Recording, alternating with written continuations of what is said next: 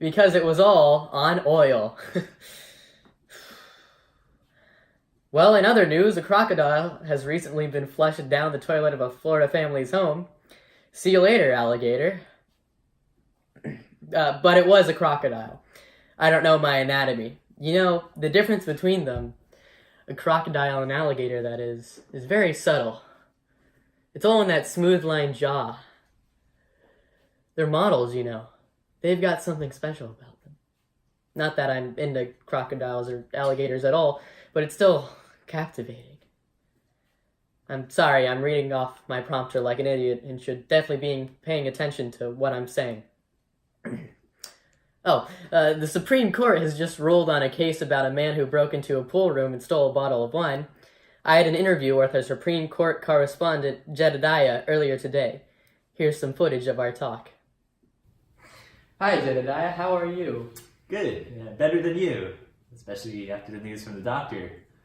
It's benign, isn't it? Tell us about this Supreme Court case. At the Supreme Court in Washington, D.C., the judges have just spilled the beans on Gideon v. Wainwright.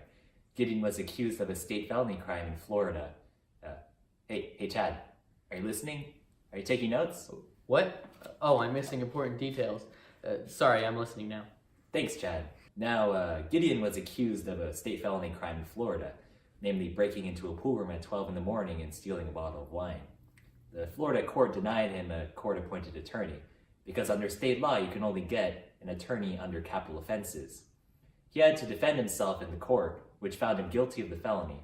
Then, he petitioned for a writ of certiorari granted to him by the Supreme Court of the United States. Now, what exactly is going on there at the Supreme Court? What in the Constitution is in conflict? The Supreme Court had to decide whether the 6th and 14th Amendments guarantee the right to an attorney.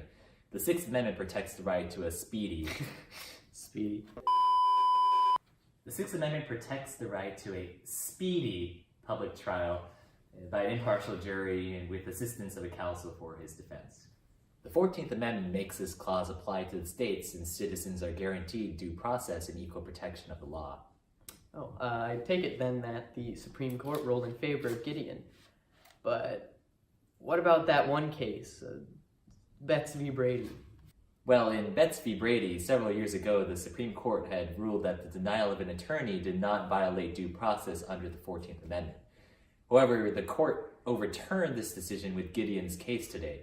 The decision, authored by Justice Hugo L. Black, reasoned that under the 14th Amendment, all defendants cannot be provided equal protection if they are not provided with counsel to defend them. So, what kind of impact will this have on our lives? Not much, unless you're caught at 12 in the morning trying to steal a bottle of wine from a pool room. But in the case that you're convicted of a felony, you're guaranteed an attorney in court under the 6th and 14th Amendments, and the case has exposed flaws within the court system. Brennan Center report had revealed that attorneys spend an average of only 6 minutes considering court charges, and there are only 15,000 court-appointed defenders who are expected to serve millions of defendants in their careers. Well, it sounds like our nation's in a fine time. I guess I'll be fine, though, since I have enough money to hire my own lawyer. So in other words, Jedidiah, my alcohol problem is A-okay. Yes, Chad, liver cancer is okay.